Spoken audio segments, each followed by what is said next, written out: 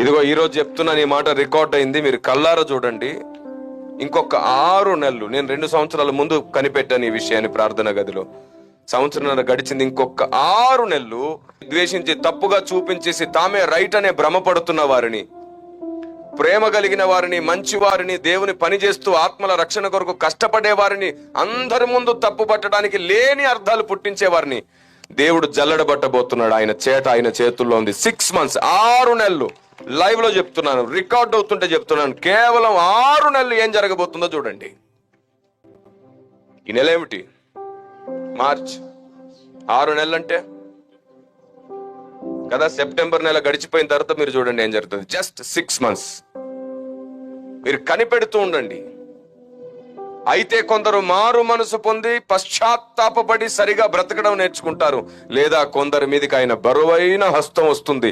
చాలా దుఃఖకరమైన పరిస్థితి ఇంకొకటి కనబడబోతుంది.